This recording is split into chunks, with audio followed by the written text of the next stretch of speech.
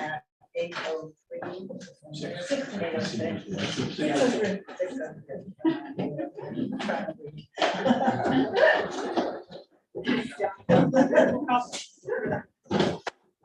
Allegiance to the flag of the United States of America and to the republic for which it stands, one nation, under God, indivisible, with liberty and justice for all.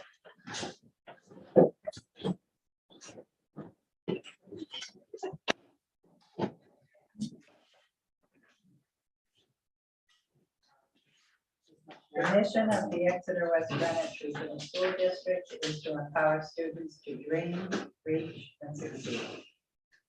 Open forum, there's a 3-minute time limit for individual, 15 minutes maximum time allowed for open forum. Comments must be directed to the chairperson of the school committee, who may limit or terminate a discussion. No comment should address personnel, litigation, or negotiations as restricted by open meetings regulations. The school committee cannot take action or vote on topics introduced that are not reflected on the agenda. Tonight we have the special education minor school presentation. Hi, everyone. I haven't met a lot of you in person. So I'm Sarah Dentz, the Director of Special Education. We're all thrilled to be in front of you today. I'm going to share this and then introduce who we have here today. Let's get started.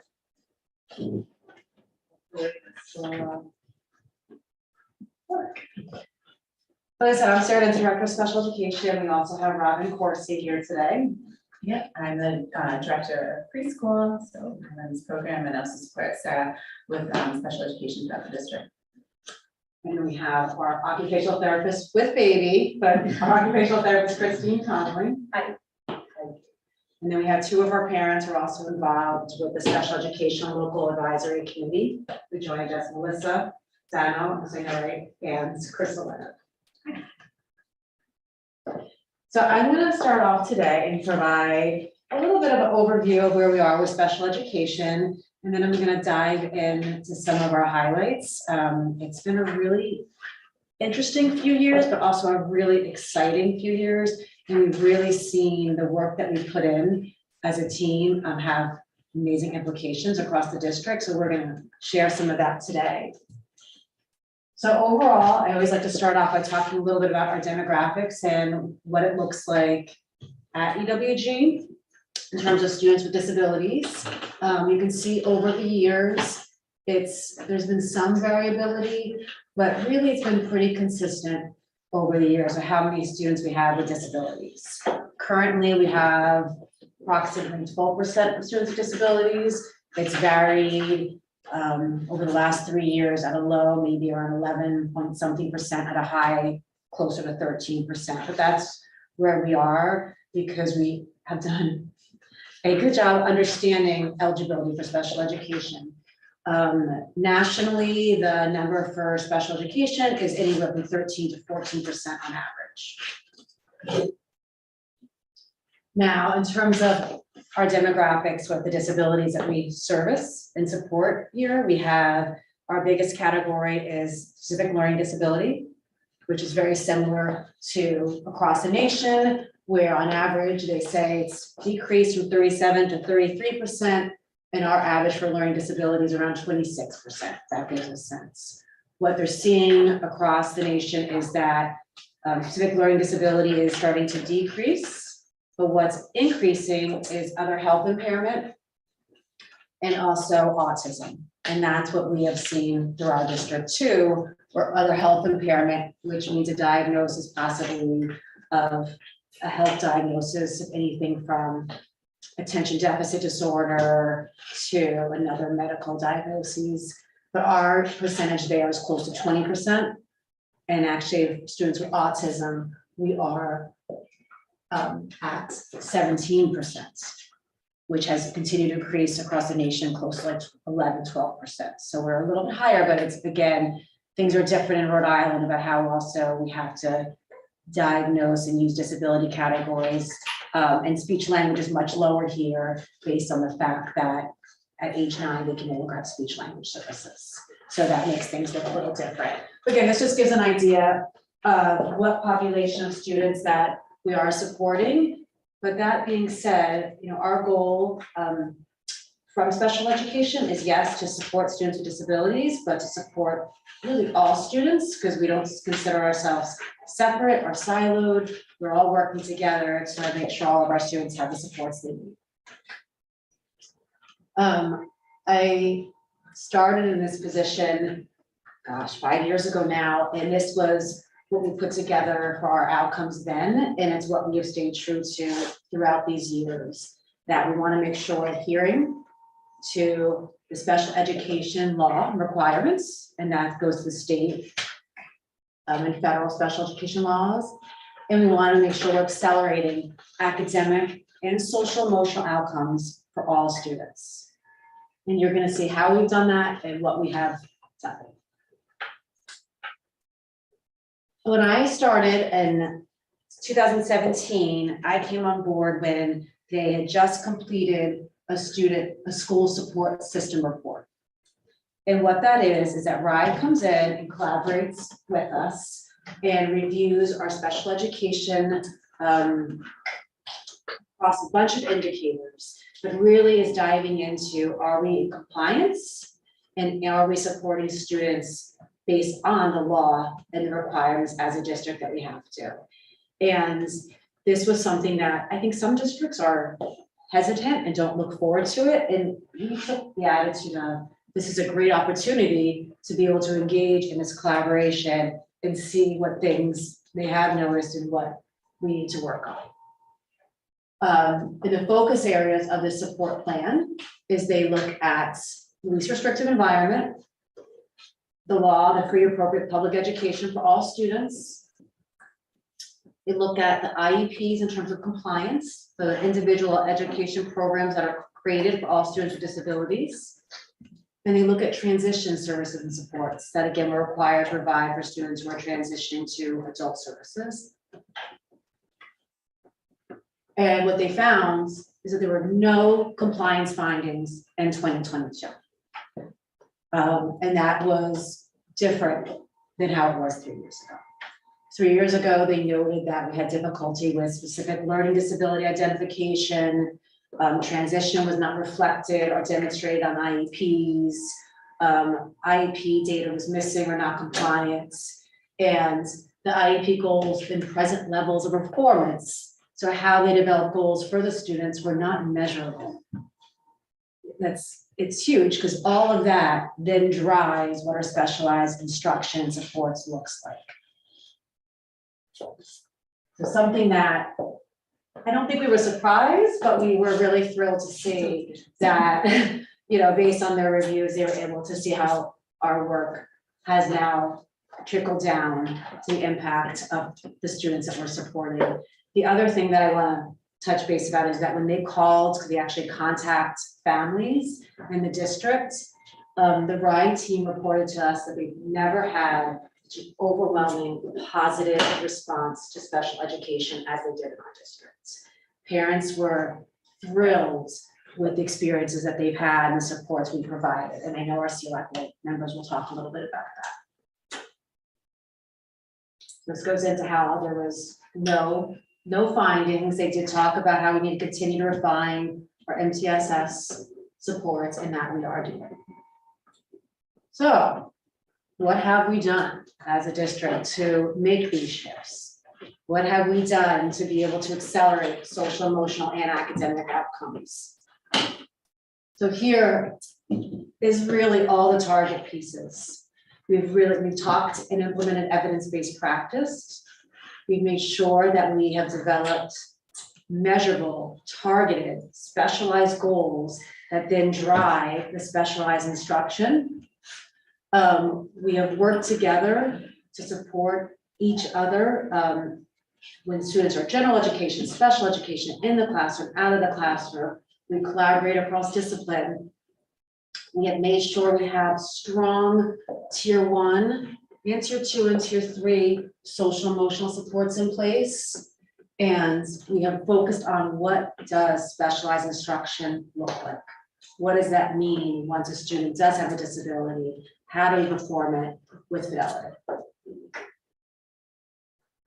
I presented this slide at the beginning of the school year to everyone. And what it stated was, we are going to focus this school year on these 3 areas. And a lot of this came from our collaboration with the CLEC, because we talked a lot about what can we do to improve the homeschool connections. And you'll see this partnership and what it has created in a minute. We also then chose that, all right, we've definitely progressed by IEP development, but we felt that it needs to be much more targeted. So we did continue to focus IEP development, but with the purpose of what does targeted specialized instruction look like? So we provided professional development. The professional development, it wasn't where you think we're coming together and one of us is presenting and people are sitting and listening. It turned into a really collaborative opportunity for us to learn from each other, us to do some book studies, us to come to the table and talk about what each building and each grade, each classroom needs. And the focus became this year on goal-driven instructional design and specially designed instruction. Along with that, we spent time with working with our paraprofessionals, training them on creating independence, fading their support, assistive technology, augmentative communication, all things about how do we provide sort of specialized instruction and make sure we're giving our students access to general education. So both pieces. And what we were able to do is we utilized eligibility and entrance exit criteria. We initiated using MTSS data to make determinations for eligibility along with the goals. We started to think about how we could provide more specialized instruction based on individual student needs and strengths. We utilize data much more. We focus a lot on what data do we have and how do we utilize that data to support the students. And we started to meet individually with all special educators prior to IEP meetings to talk about what the IEP is going to look like based on the data, and then how is that going to drive the specialized instruction, really linking them together instead of seeing it as the IEP is a separate document.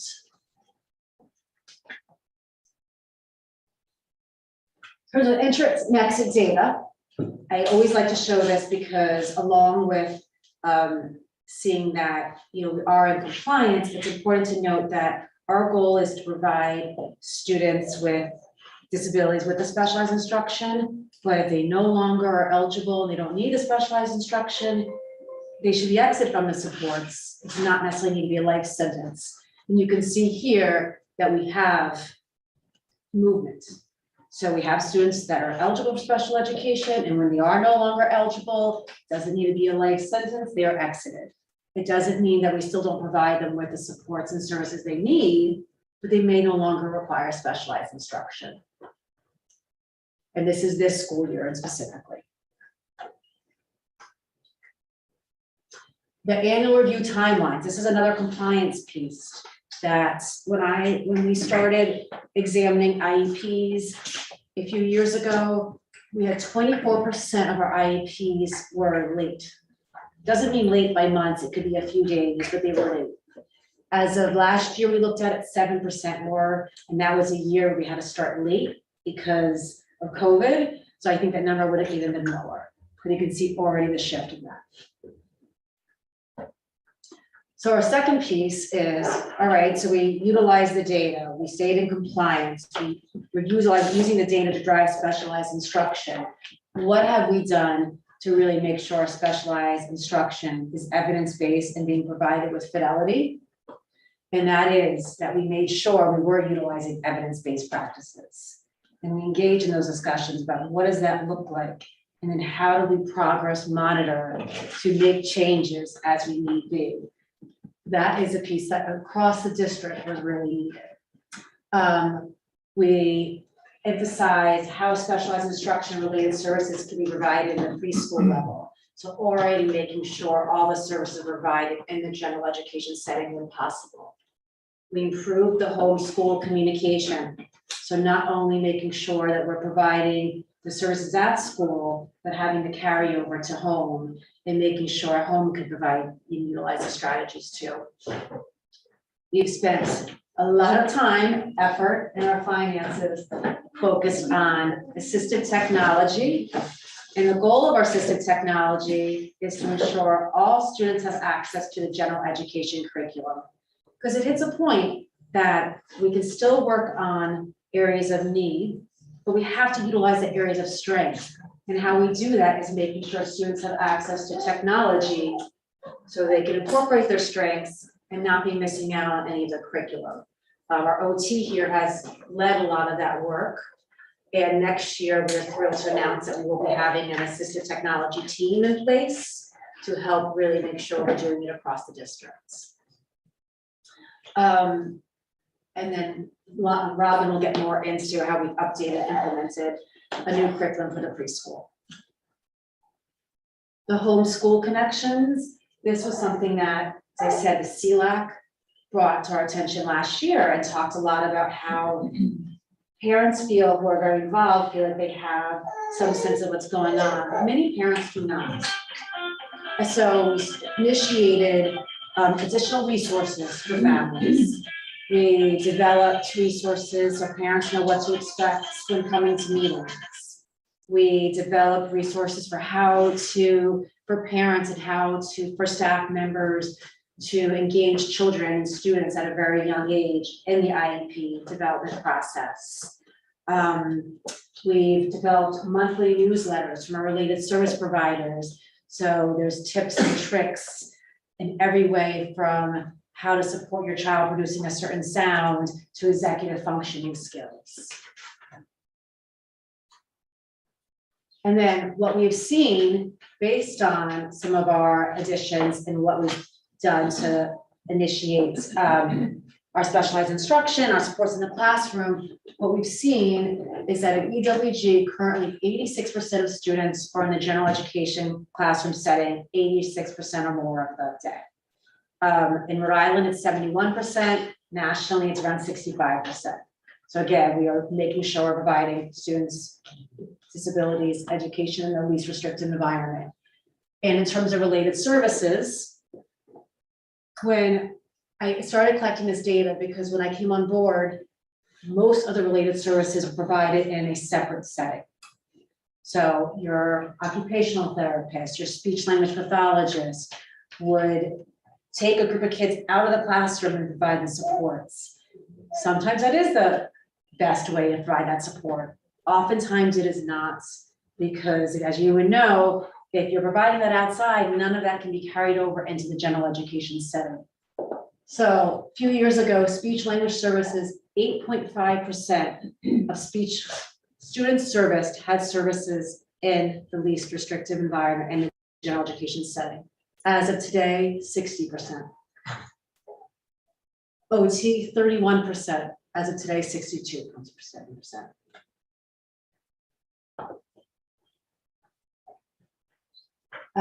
State testing. 2018 and 19, we received the state testing scores, and students with disabilities, we had, in terms of meeting expectations, I don't know if it was less than 1%, but it was around 1% of students with disabilities meeting expectations. We know that they are going to struggle with standardized testing.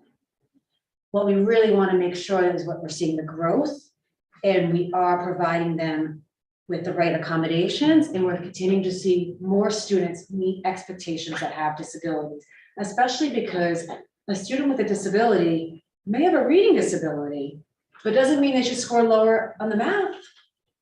Or they may struggle in the area of reading, but they can still be proficient in other areas of reading. And what we've seen right now, and I know you look at these numbers and you're like, oh, it's still not an excessive amount of students meeting expectations, but considering before this it was at 1%, We have now 7.6% of students meeting expectations, 2020, 2021. And I suspect that number is going to be higher this year based on the support and the work we've done. All right, so that's a lot for me. The last piece I'm going to touch on before I kind of show some of our fun stuff and what our celebrations are, is our social emotional supports. And we cannot be making the academic improvements without having universal tier 1 and tier 2 and tier 3 social emotional supports in place. And throughout the district, we have implemented really universal programs focusing on self-awareness and self-regulation. The programs we have used have been ruler and conscious discipline. And then we've also incorporated some evidence-based programs focused on executive functioning. And we've focused on anxiety, an evidence-based program called Coping Cat. So again, all these with the goal of having students being ready to learn in the classroom setting.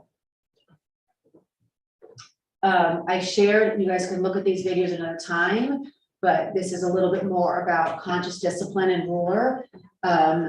Right now, we say 40% of children are missing the most important skills for lifelong success, which is self-regulation. So these programs help support students be more aware, as I said, self-awareness and self-regulation.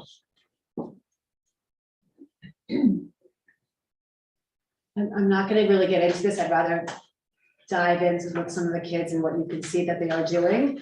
But know that our funds continue to be focused on personal services and compensation and benefits through our grant. The one increase we've had over the years is on our assistive technology, and that number has become bigger. And you can see that. All right, so our celebrations today, we're going to focus on these 3 areas because these have had the biggest, we feel, impact on our student success.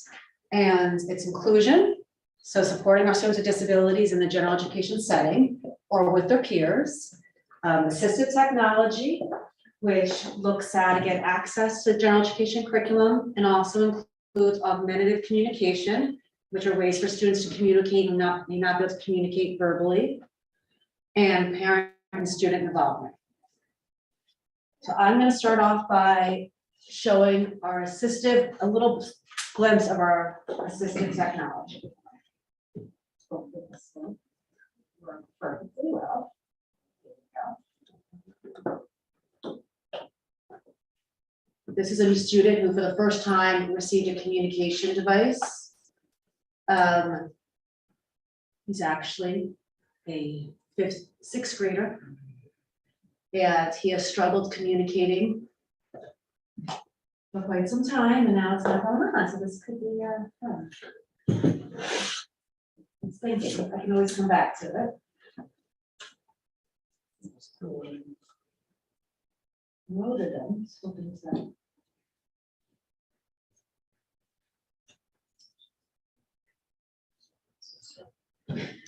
All right.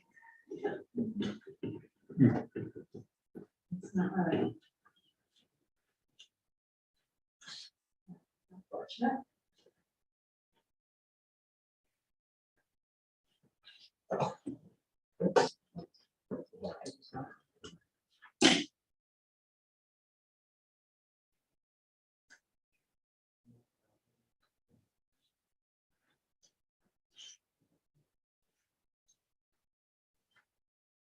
All right, there it is. And we're talking about, Swimming. right? We talking about girl Swimming. is Morning. Actually. good job is do we see swimming? Swimming. Get out of town. You did it. Oh, yep. Girl is swimming. Girl is swimming. You made that sentence by yourself, Kevin. So again, we have a student who, just by having this system, not only can he communicate using it, He's now has more verbal communication because of it. He was not using, he was not using verb plus ing beforehand. Is that accurate statement? I'm sorry. He wasn't using verbs. with It was ing very hard to understand. So even though he was communicating, it was hard for him to accurately and efficiently communicate with anybody, including staff and peers, just because of his control hearing. Here's another one where the student, one of our speech language pathologists paired up a general education peer with a student with a disability to support them. And again, more of an inclusive setting. So instead of doing this activity with all students with disabilities or doing it with adults, it's with a peer.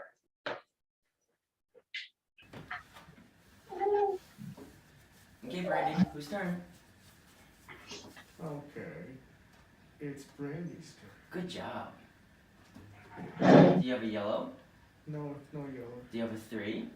No, it's no green. Okay, then what do you have to do? Draw the card. Okay. I still don't have a yellow, and I don't have a 3, so I'm gonna pick up again. You can see that this Okay, young Brandy, it's your man turn.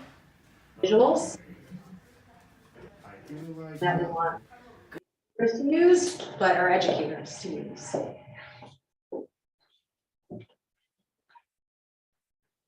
All right, and now I'm gonna let Christine talk about the Met Cafe, since she has been very, and she's initiated it, and is doing it really across the district, but this is at Metcalf. And you can go through that in the second. Okay, so thanks for having me.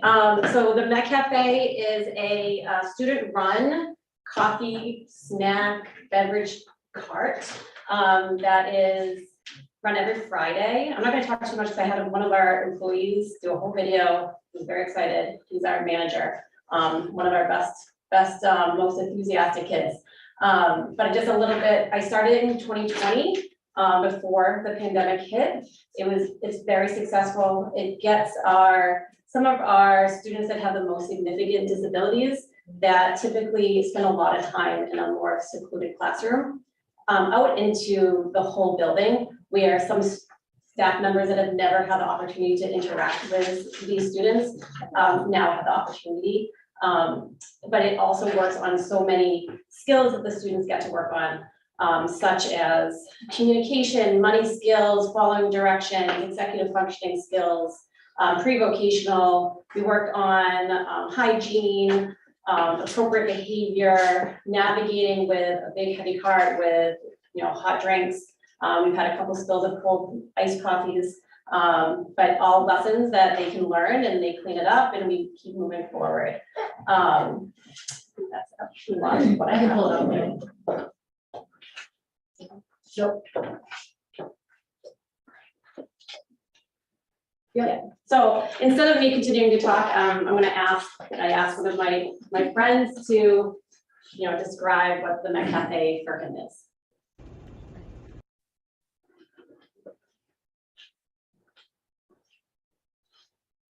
Hello, my name is Riley Williams. I am a 6th grader and I work at the Met Cafe. We run our Met Cafe on Friday at 9:30 to 11 to 11:10. Yep. And then what do you do in the afternoon on Fridays? We count the money You count the money. so we can go on our field trip. But first, when we make deliveries, before we make deliveries, we turn on this. So what do we make in those? We get a cup, Yeah. right? And then we pour the hot coffee in there. Yes. Who helps me make the coffee in the morning every Friday? Sometimes me and Serena. Yeah, you guys do it all, right? Yes. Okay, so in the morning you set everything up, we make teas, and what else do we make? Coffees. Yeah, and what else could all the teachers buy? They would also buy snacks. Yeah, we've got lots of snacks, right? We got lots of them.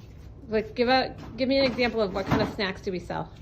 We sell Oreos, Yes. We sell granola bars. Yep. And then what, and every week we have a special what? Like Lucky Charms bar or muffins. Yeah, somebody bakes something for us, right? So we have a fresh treat to sell. Yes. And has the Met Cafe been very successful? Yes. Yes. What do you like the best about the Met Cafe? Making the drinks and delivering them. This is our refrigerator where we keep all the seltzers, the waters, the iced tea, the Coke, and the diet ginger ale and the diet Coke. But and this is all the drinks, and this is the ice. We make the hot coffees. Not hot coffees. What do we use the ice for? Cold. Yeah, iced coffees, I right? like to say cold. So these are the costs we pay for the Met Cafe style. Wait. Okay, Riley. So if Mr. Levitt orders a treat from us, how much does he owe us? He would owe us like $1. $1. So can you put that into the cash we would register? add this, but he gave us. But what if he had only a $5 bill and he gave you a $5 We would add this. in cash, and then how much would you give him back? We would give him. Let's see here. $4 back. $4 back. And what would you say to him? There's your change, and thank you for your business. Nice job. Like, what skills do you get to practice with the Met Cafe? You get to work on making stuff so that way you can get a job. Right. What other skills do we work on with the Met Cafe? So we get smart. Right. What are you getting smart for? Like we're working math. on math, right? What kind of math? We're getting smart by math. By like sometimes if you just add like $1 in. So are you working on money? Yes, we're working on money. And That's following money. directions, right? Yep. Because in independence. Yes. Because the more you do different jobs, the more independent you get, right? Yep. And do you have fun at the Met Cafe? Yes. Yeah. Do you like all the other employees? Yep. And what are we gonna do with all of our proceeds at the end of the year from the Met Cafe? We're gonna go on our field trip Where are you going? to Mystic Aquarium, Yeah. June 3rd, coming soon. Be leaving by 9:30 and we'll be back at 1.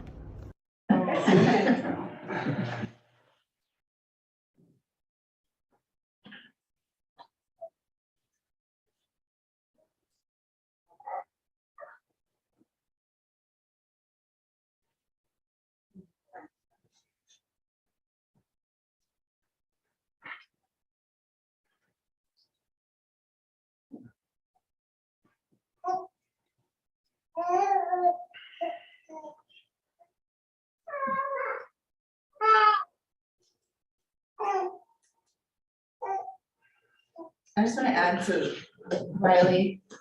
I remember I transitioned Riley from when he was 2 to 3 years old into our building. And I just remember the first month of school, he would just lay on a mat outside of his classroom crying because it was way too much and too stressful. He was nonverbal, couldn't enter the classroom. It was too much. Amazing. So, and for him, this has made school so much more enjoyable for him. I mean, he comes in every Monday and he has to find me and he says, "We doing the Met Cafe on Friday?" And I said, "Of course we're doing the Met Cafe on Friday. We gotta make money." And I always need them because I need all of my employees because they do all of it. They make the coffee, they serve the coffee or drinks or whatever. They count the money, they clean everything up. And the plan is, we started in 2020, we had big plans, pandemic hit, we had to shift our business model last year to a net craft store. So we were making crafts because we weren't selling food. And now we're back to the Net Cafe. So now that hopefully we are, not having as many restrictions, we can continue to expand what we wanted. And the next kind of big thing that is the hope for the Met Cafe is that we start to bring in some other peers. So not just the kids that are in the more intensive support classrooms, but some other gen ed setting kids that they can work together and have, the students that already know how to do this, train them so that the staff can start backing up. Because right now we support a lot. They might be doing it all, but we are supporting. And the ideal would be that it is completely student run. and a very inclusive, business for them, with a lot of just fabulous opportunities, and skills that they work on, and they don't realize that they're working on skills.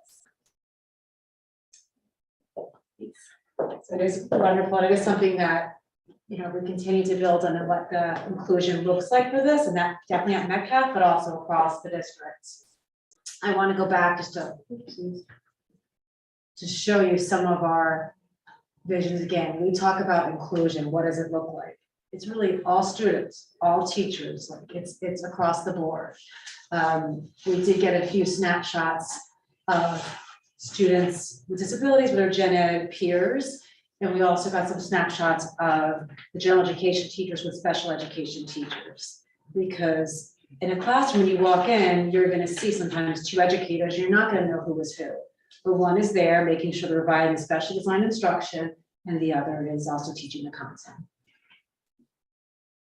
We said assistive technology, we've come a long way, and we're excited to see what next year brings for that. And then the third piece was the Homeschool Connections.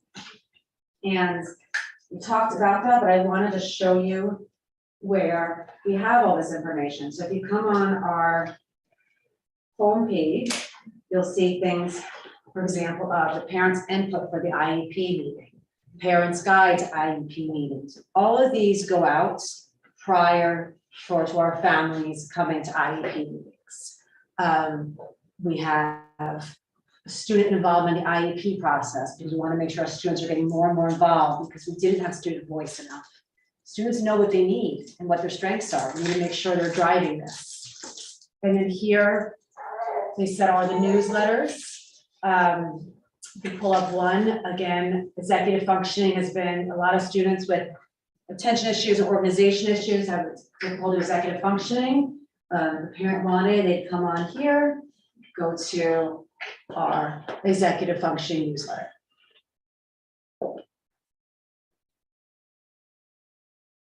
Give another one. Self-regulation.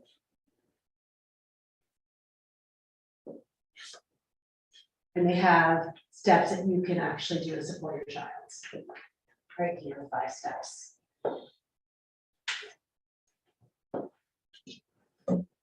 So the up next, I do now want, I can't get this off.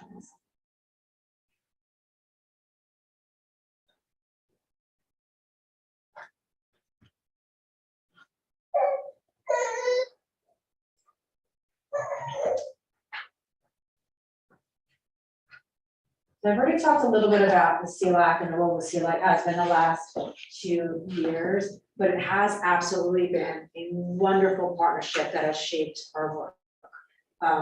I can't say enough about it, because every time I leave a meeting, we've come up with ideas and thoughts regarding what we can continue to do to support our students, our families, our educators, and really building those ties among each of us. So I'm going to kind of hand it over to Crystal, who is leading the CLAC, but of course, all 3 of our parents can come on up from our CLAC and they can share a little bit about the experience. I did write some notes, hopefully that's okay with you guys. Crystal Leonard, so I'm a parent of 2 kids that get special ed services and in the district. I moved here about 3.5 years ago. I will be honest, I came from another district that it was extremely difficult to get special ed services for my kids. It took me about 2 years to get an IEP for my older son. And because that was so stressful between that and diagnoses and getting him medication, all that stuff that comes along with that, I did struggle, and I didn't do anything for my younger one. It's so much stress and so hard to get your kids what you need that I kind of shut down. When I moved here, I was like, I know I need to do something for my little one. I know I need to do something. This school district literally was like, your kid needs help. He's falling behind. He is behind. This is going to hinder him. We will help you. And within a few months, we had the help we needed. So I see where it can be totally different between districts. So district is amazing. The teachers here are great. The special ed department is amazing. So that's the first thing I want to say is thank you to all of you and you guys. It really is a great community. It is a great district. I really am happy that I joined the CLAC. So that was the other thing, was I moved and I said to myself, you know, I'll try PTA or whatever. And then I saw I always got those notices when you go to IEP meetings, come to the CLAC. I was like, what is this? And I went to a meeting, and to be honest, I was like, this is where I fit in. This is where I can be helpful to other parents and to have that communication with the school. So I am the chair now. The person that was the chair before, her son has moved on, transitioned out. And I said I'd be willing to help out. So I've been on for a few years now. That's a little about me. Our committee currently it's small, it only has maybe about 6 constant members, I'll say, that help like make the decisions, but we do have events. So we have other parents that come in and out of the meetings once a month. So we might have like a Q&A session where we've had Robin or different people come in. And parents can come in and ask questions of the special educators. We've had, before COVID, we had a huge resource fair. And with COVID, obviously it's been hard the last few years, but we're trying to still meet, and we've had some really, really good progress. So I think the things I wanted to mention to you guys specifically is a successful CLAC. So it is a small group, but as Sarah said, we're doing a lot.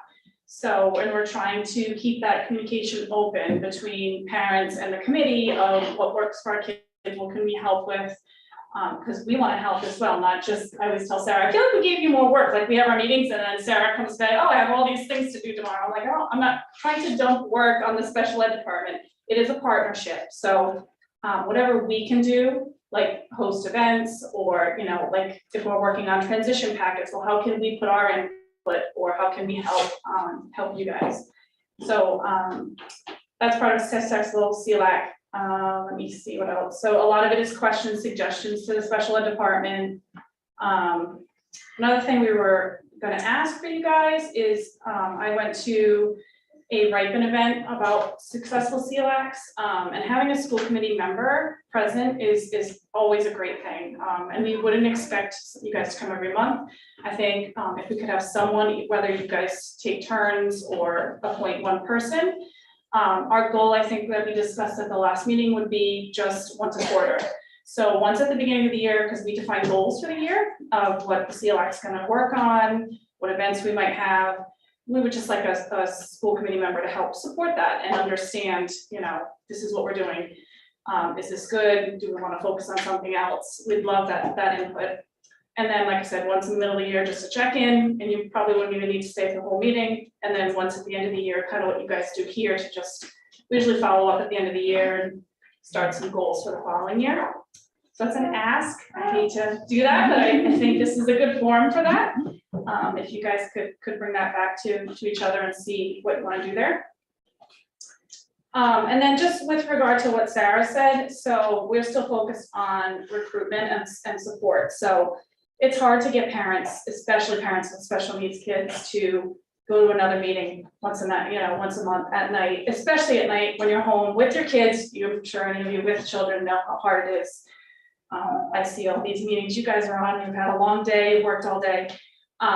So that's hard for us too, is trying to get people to be involved. So we're trying to get more parents in. So we've gotten more from the younger grades. I think that's been excellent, is opening that door as kids get in with IEPs and younger kids, is to get parents involved sooner in CLAC, because it's a great committee.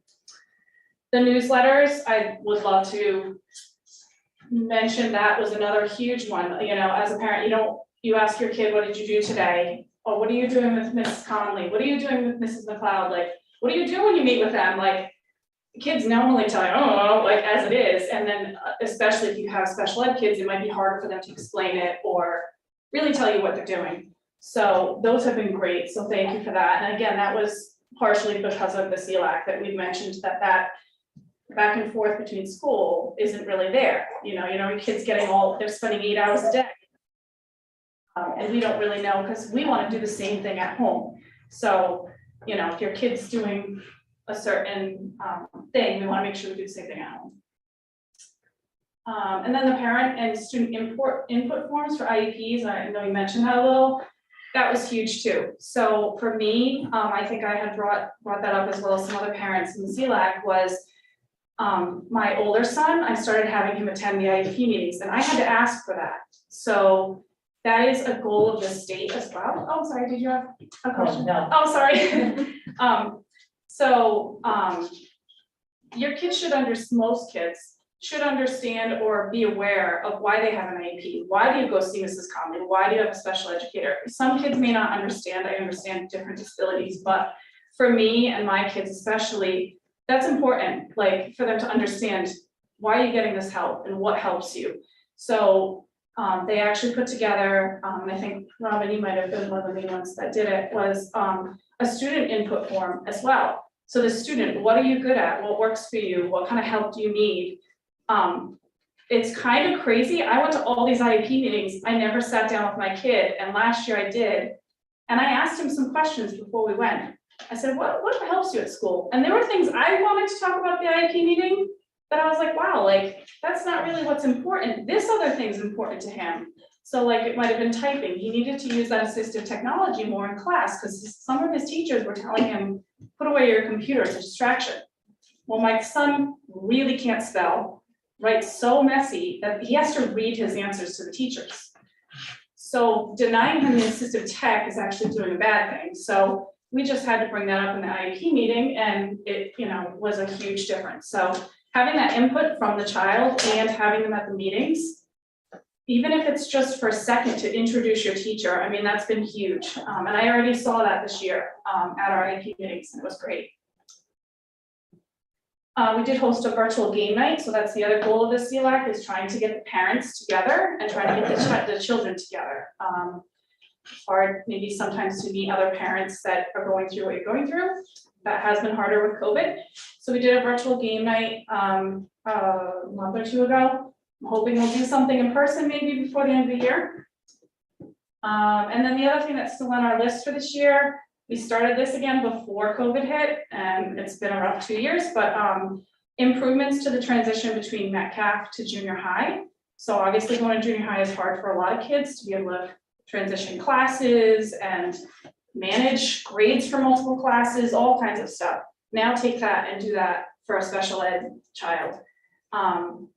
Although the staff is excellent, that transition is still not that great. The parents especially don't know what's different between Metcalf, junior high, how's it gonna affect your child? So we're gonna be working on with the special ed department to try to help them, whether it's put resource packets together, information for parents. That's still on our list that we're gonna work on. And then the last thing I wanna say is just the improvements over the 3 years. So like Sarah said, I have seen, even though it was amazing when I came here and I was like, wow, they gave me like what I need, my kid can get the help he needs. All this stuff is amazing. I know it might sound like just words to you guys, SEL, social emotional learning. I mean, think about your jobs. Everyone at my job needs SEL. They don't know how to control their emotions when they're upset or they're stressed or something's broken. I work in IT, so I mean, to teach a child this at a young age, I would love every one of my jobs to have SEL, like training at work. Oh, are you in the red? Okay, I'll walk out of your office for a minute. I mean, just be honest. That's huge. It really is. So I think it's great we're teaching children this at a young age. Executive functioning, the group that you created. My little one is doing that with Mrs. McLeod, and he has ADHD. And she sent home a sheet he filled out, and it's the simplest things. What is tough for you, and what are you good at? And there were things that he put on there, like he thought he was organized. But in certain ways you are, but in certain ways it's hurting you. So to have the child fill out their own things of what helps you, what doesn't help you at school, what's good for you, what isn't, things like that, it's just so helpful. It really is. And then it gives the teachers insight as well. And then the last example would be the inclusion piece. So my older son, Devin, is in 8th grade. He is in an inclusive classroom, but he was having some troubles behaviorally and with the age and all that fun stuff. I sat down with him now that he's older. I said, what is going on here? Why are you acting like this? And what could help you? And he actually said straight to me, and I sent this right to Sarah, that Mom, when I'm around someone, a peer model, he called it, which is someone that's a more regular ed child. I don't act like that. I want to model that kid, you know, like he wants to, and he actually explained it, you know, not the smarty pants kid that wants to get all perfect grades, but someone that's patient with me and that can understand that I want to get a good grade. So to hear a child say that yes, like a model and being in an inclusive classroom is so important. You know, that hit me too. So what this department is doing for the kids is excellent. And I'm sorry I took a few minutes, but I don't know if you guys wanted to add anything. I think the only thing I wanted to add is when I first joined CLAC, especially at the beginning of, when I started coming regularly, I connected up with a couple of parents. My son is in first grade. And so we actually get together outside. We have a little text thing that he said, I'm around people who understand me. And so there's a peer group, there are about 3 or 4 kids from families that get together. And it's just my son to be, he's in inclusion, for him to know that he's not the only one with the challenges that he has. And that was huge for my son, and it's been huge for me too, because I know parents. I'm an educator, but I've never been on the parent side of a child who has special needs, and to have other parents to talk to and support. The CLAC has been huge with that, so I'm at the beginning stages. So. I'll stand up. I do not have notes, sorry. I apologize for walking in late. I had a thing and I'm late because of it, but I have 4 children in the system. Actually, one is now in 14th grade, so he's a little bit out of the system. My child with the IEP is 14. He's in 8th grade with them. They're in the same class. One of the things that I find this age group is I wanted to sort of speak for the older students that are now faced with what are they going to do after high school? And, you know, I was the mom growing, my 3 other kids are neurotypical. And when Nolan came around, you know, and I watched him grow and he got to kindergarten age, and I kept telling myself, maybe he'll grow out of it. Maybe he'll grow out of it. And it just didn't happen. And, you know, when we finally got him diagnosed and everything, like, okay, this is going to require a different kind of upbringing to a certain extent. And, you know, now that he's, you know, in the middle of puberty, that lovely time for all boys, and it becomes, I wouldn't want to be hanging out in that body right now, that's for sure. It's difficult for him socially, just because it's difficult for all 14-year-old boys socially. But even so, you know, he is in an environment where he has been in regular school since he was in kindergarten. Now, when we all grew up, there were no special education kids in my school. That's because they all went to a special school. We never saw any of those kids. But he's in an environment now where they all grow up together. So he's lived in the same town his whole life. And those kids I know that there's a stigma out there, and some people say, you know, well, he's accepted by everybody. Yeah, he is, but there's still a stigma. And it's very difficult for them. And they grow up with a reputation of, you know, that's the kid that's a little off. You know, that's the kid that makes noises that annoy us. He's never the one that people sit with at lunch. He is always the last person getting invited to be on a kickball team at gym. And I went on the DC trip with him this year, and I got to see that kind of up front because I'd never seen him in a school atmosphere, and I certainly haven't been able to in the last 3 years because parents haven't been able to be going into school observing. And it made me very sad. And he doesn't have many friends. And one of the things about the importance of the inclusion is, you know, these kids are going to get to a point, they're going to do what they do in school, regardless of what's provided for them.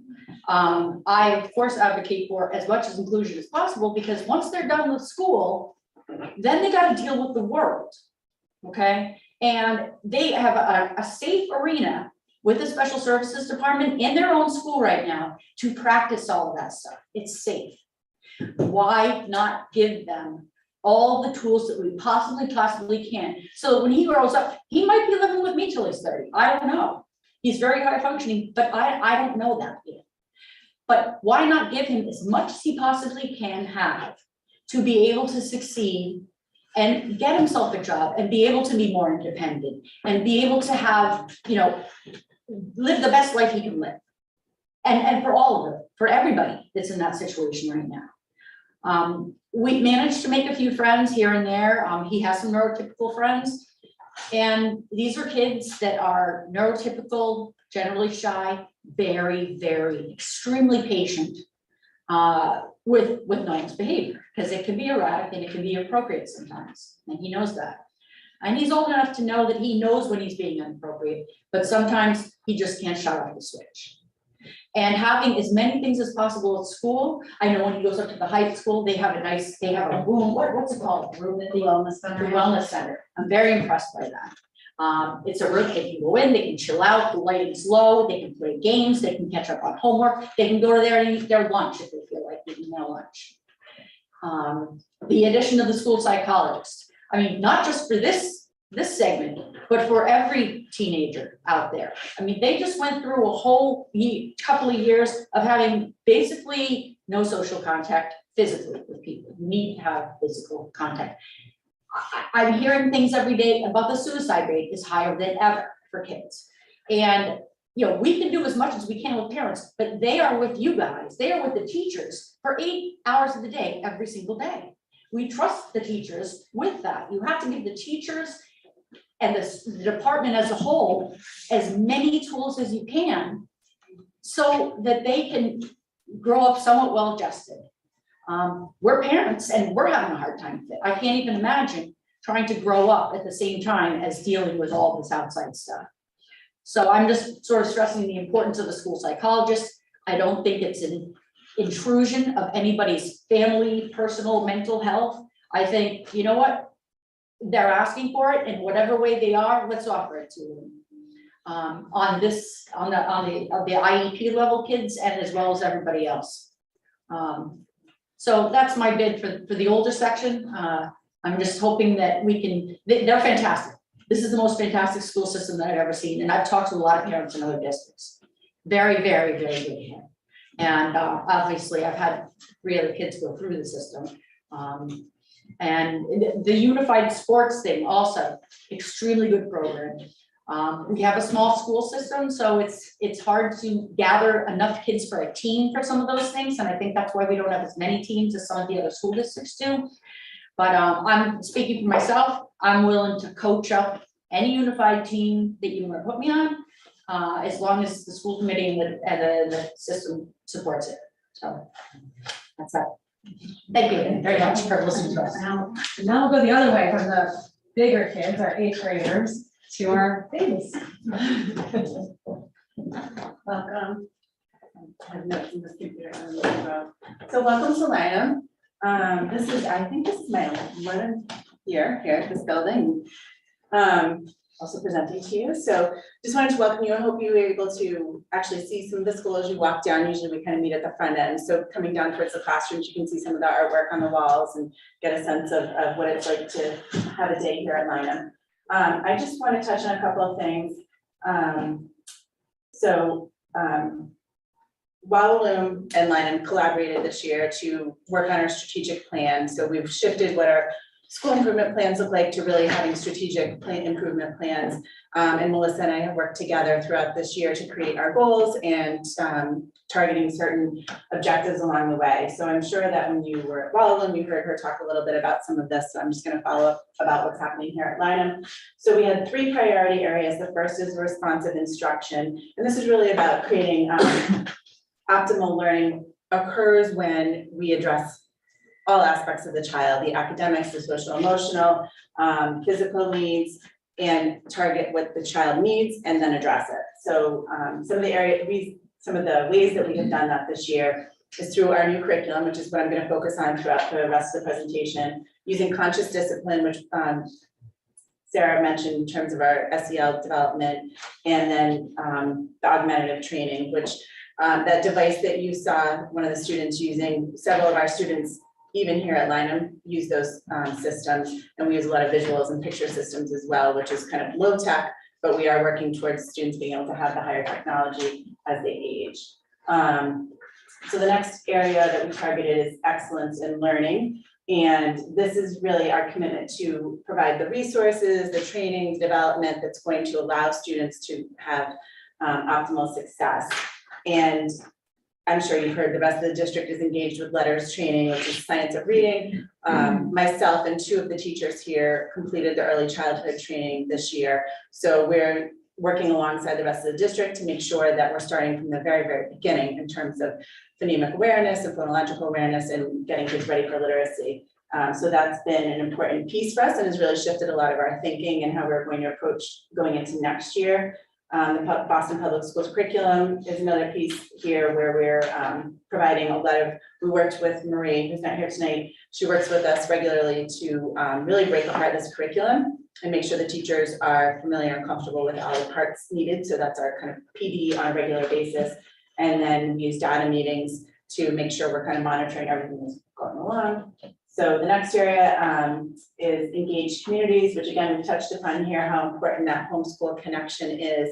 And I really feel like at the early childhood level, the families have to be engaged, right? I mean, that's where the child spends the majority of their day, and having families on board with what we're doing here is critical. And I take that very seriously here. So how is that happening? We have Class Dojo, which is our communication kind of portal, I guess you would call it. So each teacher posts pictures and information about the classroom. I post things globally. It might be specific topics, general information, community events, things like that. So the parents would get a lot of information and a lot of photographs. And again, for the last 2 years, parents haven't been allowed in our building. This is the only way they're seeing kind of what's happening on a day-to-day basis. You can see behind you, we have pictures that are facing outward because our parents have to pick up outside now. Again, one of the only ways they get to see what their kiddos are doing.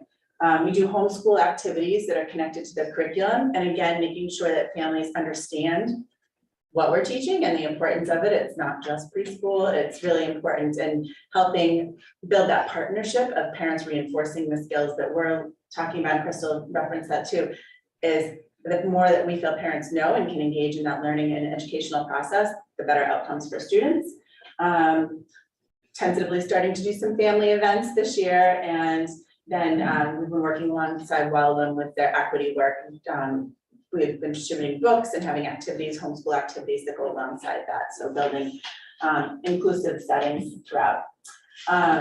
So Boston Public Schools curriculum. So that might sound funny to you, that's Boston Public Schools, but it is an approved curriculum by RIDE. And one of the choices that we have as an early learning community, if we're selecting kind of a designed curriculum.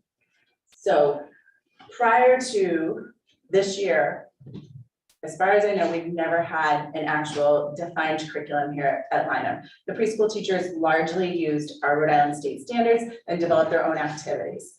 So as the administrator of that program, I would see 3 different classrooms doing 3 different things. And they might all be fabulous things, but I couldn't say, I know this is what's happening in each classroom, be able to cohesively communicate that.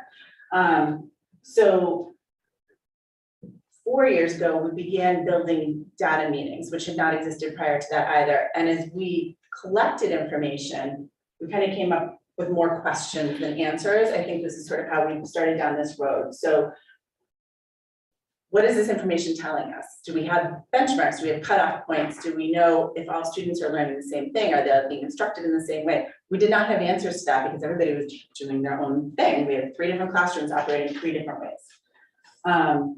So our question really became, if we collect this data, how can we make sure that children are receiving the same materials, taught with the same level of rigor? And for me, the rigor piece is really important because our goal, collective responsibility in our district, is make sure all students are meeting their highest maximal kind of learning potential at all times. So in order to get there, we need to have a clear path of what's being instructed so we can easily monitor it and make adjustments as needed. So our process last year, we started trying to build our own curriculum. It didn't go very well. Too many cooks in the kitchen, I think. So what we ended up doing was we piloted 2 of the approved curricula that are given by RIDE. One was creative curriculum, which is very common, early childhood curriculum, and then Boston Public Schools, which is a newer curriculum that's really kind of embraced by New England at this point, but I wouldn't be surprised if it goes larger. And so after doing 2 months of piloting, we opted as a team to choose Boston Public Schools, and we launched that this September. So just briefly, there's some photos. So the way this unit is designed, there are 6 units. I mean, this curriculum is designed 6 units. Each unit digs into a topic and has essential questions and big ideas. And from those, there are activities, and it's very clearly laid out. And it digs deep into topics. The goal is, it's a very literacy-driven program. The goal is to build vocabulary, to help children sustain attention, executive functioning skills, to sit for longer books, to answer deeper questions, to deepen their thinking, and then use what they learn in a literacy kind of activity in their play. So we want to see that carry over in their play in the center. So each center is designed to go along with whatever text we're reading so that children get an even deeper understanding. So we kind of have a 2-year plan to roll out this curriculum. Again, we've not ever done a really organized curriculum before, so it's new to us. We wanted to take this curriculum, which is written for a program that is 5 full days a week, and stuff it into our 4 half-day programs. So that's been a challenge, but we wanted to do it with as much fidelity as possible. So our teachers have worked incredibly hard to do that, and really just constant work. We pulled everything apart to really understand the flow and the layout. Wanted to make sure we stayed true to the big ideas and essential questions, so that we could evaluate them appropriately. If we're not really doing the work, then we wouldn't be able to say, is this working for us, or what's going to work going forward? One thing that, and I was so happy when I took the letters training, so it completely aligned with BPS, that a practice that is important for students is for a teacher to take one text, one picture book, storybook, and read it 3 to 4 times over the course of a week or over 2 weeks. And our teachers struggle with that. First of all, we already read that. The kids are going to be bored. But the purpose is to dig deeper and deeper. And each read has a slightly different angle, whether you're pulling apart the vocabulary, you're learning to sequence the story. But letters training made it very clear this is essential for student learning. So it's taken us a little bit to adjust to this, but that's the way BPS is designed. And then we can really see the outcomes pouring in now. Like the students are really embracing the vocabulary, they engage in the story in a deeper way. So it's been really successful. We spent lots of time prepping materials. Our TAs, who have been very essential to our day-to-day operation here, have worked so hard. One of our TAs is here often till 4, 4:30, 5 o'clock prepping materials. And we work incredibly hard to get all of this organized for this new curriculum for us. We've had lots of conversations about what fits, what doesn't fit, what's missing. And that's where we bring in the data. So we have discovered that it's not as heavy on fine motor skills as we had expected. So where do we need to improve going forward? So we're using our data to help evaluate our process as we go forward. So then next year, our plan is to reflect and refine. We do need to update our assessment system to match a new curriculum. So that will be important moving forward. And the piece we got from letters training was the phonological awareness. We're teaching it, but I'm not sure we're teaching it and monitoring the progress of it deeply enough so that students are fully prepared for kindergarten and matching what kindergarten is going to be doing with the letters training as well. So all of us are shifting our approach to deepen and monitor more carefully, I think. So that's a really critical piece that we will be folding into our assessment process next year. And that might require different assessment tools that we have not used before, but we need to evaluate that as we go forward. So that's going to be really important. So that's our kind of a snapshot of what we've done this year. It's been our biggest piece and biggest lift. We really hold high standards for all students.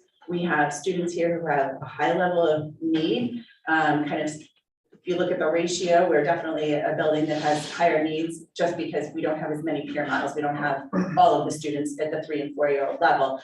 So that's a challenge in and of itself.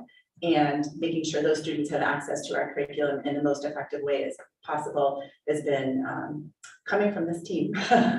So I don't know if anybody has any questions about Lynham, about our curriculum, or anything that I can answer before Mr. McDonough.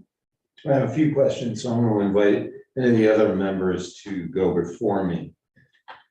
It's I have a quick question. Yeah. For the PBS curriculum, so saying that the children, some children are here for 2 years, they'll come at age 3 and then come back to age 4. How does that differentiate between the age groups? So that's been one of our challenges. So the BPS curriculum is written for 4-year-olds. So we have spent a lot of time with the teachers of the 3-year-old students.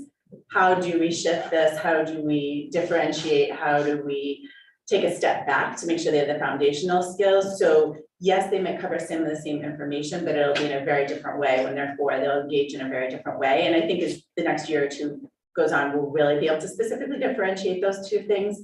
But because we are sort of taking our first glance at this year, I think the students who are 3-year-olds now and going next year, they'll be like, oh yeah, I kind of remember that, and then be able to take it to a new level. Certainly the questions, when we look at a group of 3s versus 4-year-olds and how they interpret the information and are able to answer questions is very different. So it's helping us kind of shape adjusting this particular 4-year-old curriculum to meet the needs of the 3-year-olds. So it's definitely a process. Yeah. I mean, it's really interesting to see.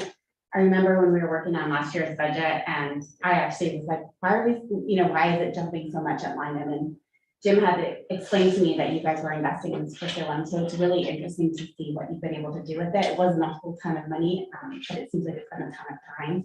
It's a ton of time. Yeah. Yes. And then I really appreciate how you're tweaking it as well to make sure that it's meeting the needs of our kids and not just a packaged curriculum, because I think sometimes, that can happen. So, really picking it apart and making sure looking at the pieces.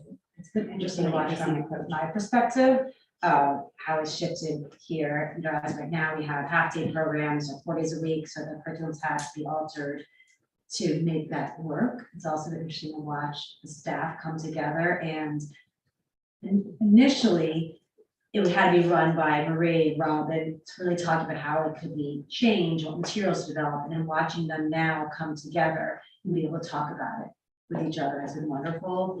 And we're going to continue to shift things up here. Our goal is to have, a full day program here as soon as possible, which then would make each room look different. The 3-year-olds, the 4-year-olds, and the full day program.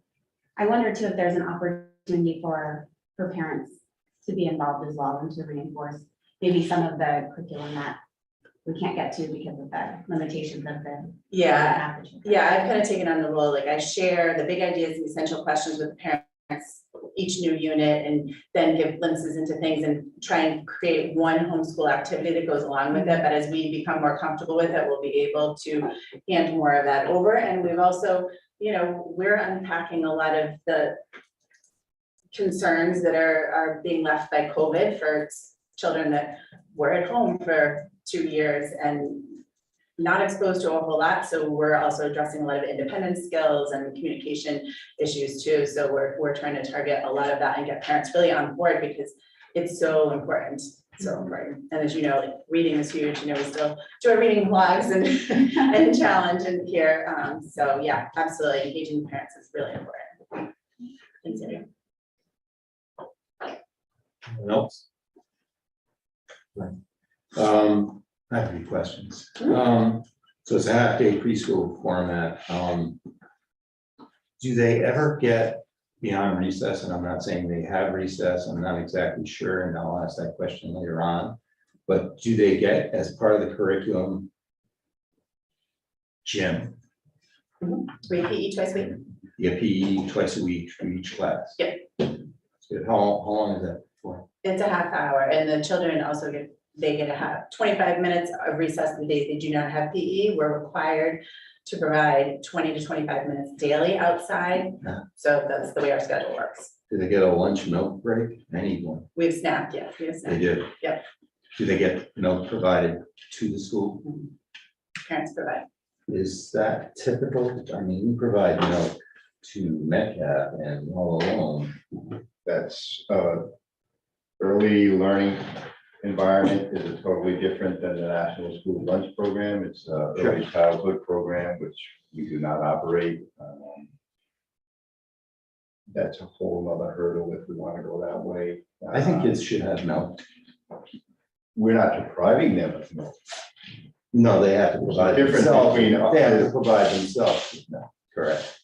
Their parents have to bring milk to them, with them, correct. The parents provide a snack. I understand. And provide the snack. If we go to a full day, when we start moving to full day options, that will change some of the requirements for us.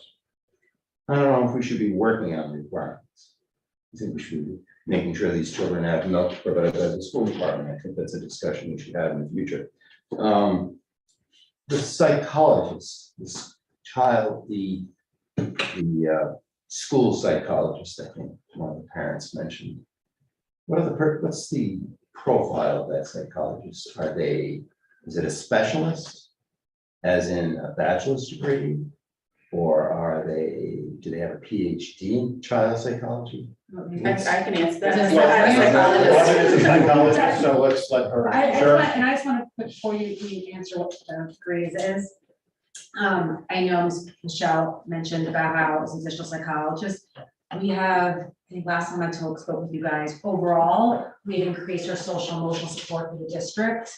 So we have increased by one full-time psychologist and a 0.6 psychologist. So within the last 2 years, we've increased 1.6 psychologists for the district overall. So it's not only additional one. What Michelle was talking about is that at the school, at our high school now, we used to have one psychologist and one social worker work at our high school and junior high.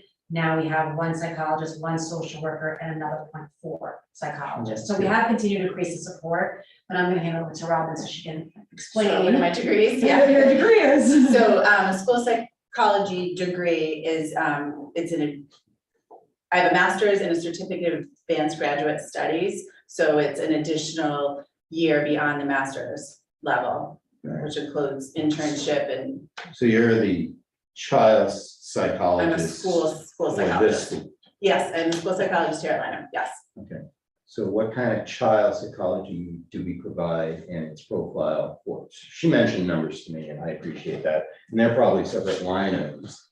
But I'm interested in whether or not we have access to a PhD psychologist for kids that are older, because that's becoming a concern at both the state level and the federal level. And is it eligible for COVID funding? Because there may be some attachment and association to child psychological concerns and COVID. So I'm not sure if I'm gonna answer the question, but Sure.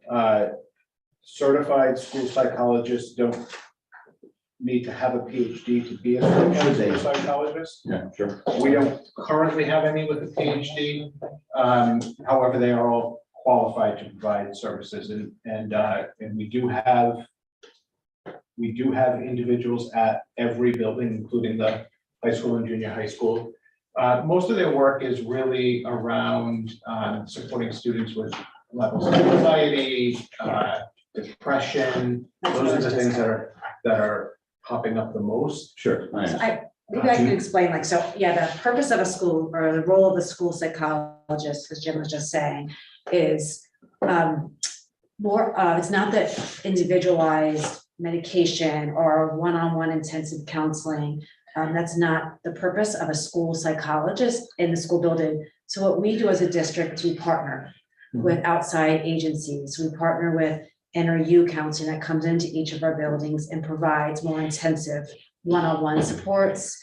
And we collaborate across the state with outside agencies that can provide more of that medical support, but it wouldn't be provided under the educational umbrella because of the education. I understand that. Yeah, so that's why we partner with outside. I understand the whole notion of partnering, but do we ever see a person who has trouble that may be assisted with a full PhD psychiatrist, a child psychologist? I understand the whole notion of a master's degree. Do we make recommendations and do we urge parents that their child may be in need of psychological service beyond what the school offers? Yes, so that's really the purpose of the partnering. And whenever we have children that are struggling to that level, that requires some intensive support, that would be outside of the school setting.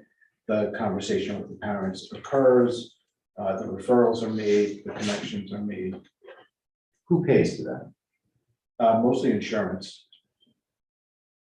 So is there ever an occasion when the recommendation of the school is for this child to see an outside psychologist? And do we follow up with making sure that when a recommendation is for outside psychological services are needed, that they are met? Well, when we make the referral for outside services, we don't have the right to require that the family shares all of the confidential information with us. Yeah. Most of our Quite my families, question. Continue. Yeah. most of our families do. Keep us. Yeah, I don't need, yeah, I would, the question wasn't that, getting feedback or any kind of mental health information. No, that's not what I was asking. I was just wondering if we actually check, make sure that the recommendation of the school department for outside psychological services is actually performed. And if it's not, then we should dump that. We can't, yeah, we can't require that. That's what I just. We can't, that's what I we can't require that. We I'm can't not require- saying that we require it, I'm just asking if we ever track it. We collaborate with the families, and if parents are in agreement, we have a release sign where we communicate with the outside provider. But we don't track.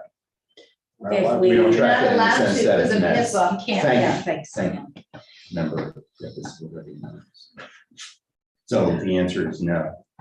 Well, we document any communication that we have with the outside provider, once consent is signed, or with the parent, we document, but. No, I I'm don't- just worried about there are parents that don't have healthcare or have healthcare that don't file, that doesn't cover psychological services. Oh, that's a different question. That's a different, yeah, I guess on my question, I don't understand when we're tracking it, like we collaborate with the families to make sure, we're again, wrapping around supports for kids in the districts, outside, but we don't track anything, because that would be the outside provider's role to do that.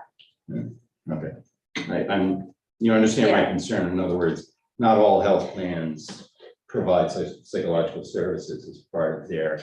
So that's why, and then we do understand your concerns, because it's a priority of our district to make sure all students are getting the social emotional supports that they need. And if it's not educational nature, that's why we have all these partnerships. And NRU counseling, who does come in, provides more intensive counseling, works on a rolling scale and even provides some services for free. So we have a lot of resources to really help families get the supports that they need in the environment that they can. There's a lot of families that can't bring their kids to appointments, so that's why we bring them to the school. So we really work with the families to support in any way we can. I'm just wondering if that needs a separate, so I assume these are separate line items, separate and unique line items in our budget with regards to psychological services, 6. I do have a suggestion. Who's that? If it comes to that, where a child is being referred to an outside source and the parent either doesn't know where to turn, maybe doesn't have the funds, what if that parents could be directed to our group just as a resource of, hey, I've been through it. Like, for instance, my child is seen by interview once a week. And I already went through all of it. I know how to do it. I mean, we could help that family if they want to call somebody. I've put my name on the list, and that's fine. That way the school district could be supporting in that way to the parent. Yeah. Whatever we can't do legally, we can at least just give them some help. From a parent perspective. Yes, versus from a from parent, from a exactly. complete That's a great parent idea. perspective. All right, so, I mean, I'm just concerned that, hell, I mean, there are a lot of people that thought I needed psychological help at work, right? And I didn't have it in my health plan, right? So, it's not something that most people have as a carrier in their health plan. And so they'd say, well, that's a recommendation, but, I'd rather make sure my kid has clothes on his back than. Yeah, I get it. I think, just to simplify it a little bit, the more support we have available in the schools, which I really think can address the majority of the issues and concerns that arise, the better. And so we've always had that as a separate line item in the budget, but we've increased the supports with the extra grant funding that we've gotten, I know I've reported out on that. Yeah. With the funding that we've gotten for COVID relief, and some of the special ed funding that we've gotten as well. So that's where those additional supports have come from. But for the families, for the kids that require services that are above and beyond what is provided in the natural school setting, I just want to restate what Sarah said. That's why we have partnerships with these professional organizations, you being one of them. And they will work with families to get the service, and they have sliding scales and they, all kinds of ways that you can get that service for the child. That's why we partner with them, so we can make sure that no child is denied because of a reason like what we're. All right.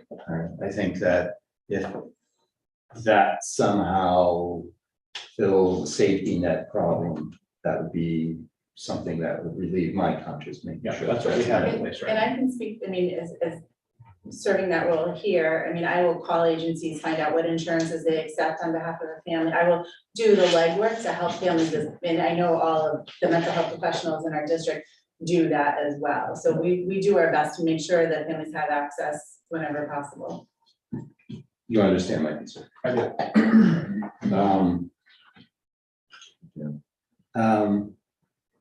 What is there anything unique about the Lynham classrooms or this facility that is provided to our preschool students? Or that may be also a question for you, but is there anything unique about the physical classrooms at Lynham that is required for our 3 and 4-year-old? I'm looking at our playground, and that's one thing I would Playground, say, right. like, we spent a lot of money making that age appropriate and safe for our students and accessible.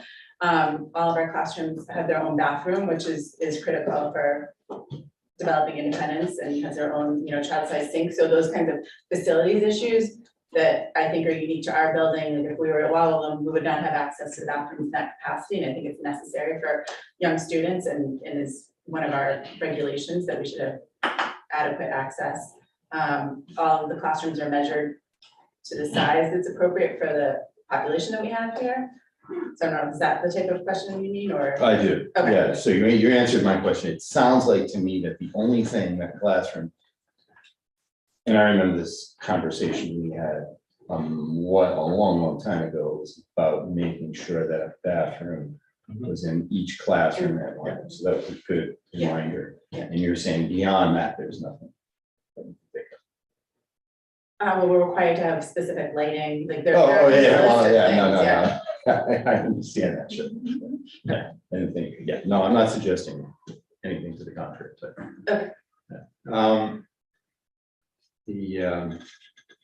Bob, when I was walking down our aisle up here, I noticed that about 5 or 6 of the tiles are damaged or damp or stained. Is that moisture coming from the roof, or is that moisture coming from the ventilation? It was going on. Which tile do we talk about, ceiling or? Ceiling tile.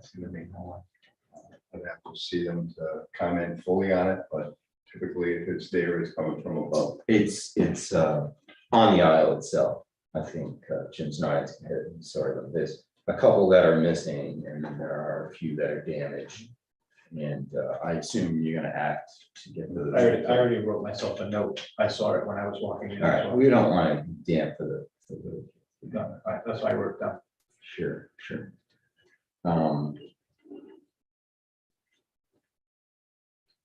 Is autism, is there any trending by gender? I know it's on the rise, and I don't know if it's testing, and I'm not going to claim one way or the other, but is autism at all gender biased?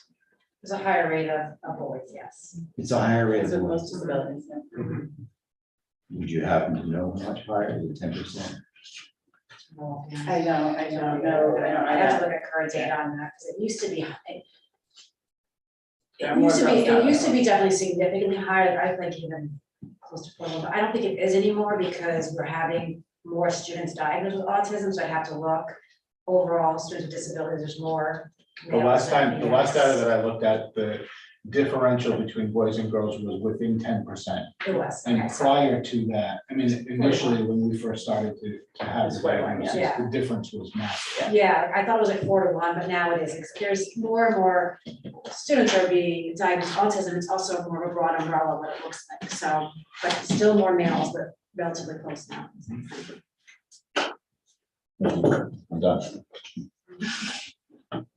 Thank you, guys. I thought we were here a long time. We appreciate your time. As I said, it was good to be in front of all of you again and be able to discuss Lion and all of us.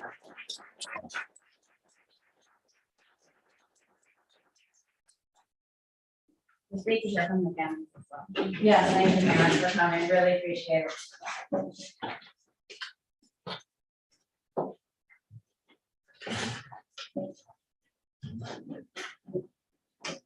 To continue, consent agenda. Sure. So under consent, we have the approval of the special meeting minutes from April 11th, the regular meeting minutes of April 12th, and then the executive session minutes of April 12th. We have one appointment. This is a replacement for one of our retirements. It was one of the hard to fill positions that I referenced in my status report the last couple of months. And if we could just cross off pending receipt of all mandatory district paperwork, because we have received all of it at this point. And the final item under consent are the monthly bills. Does anyone want to pull anything? Not, I'll make a motion to accept the consent agenda as presented. One second. All those in favor? Aye.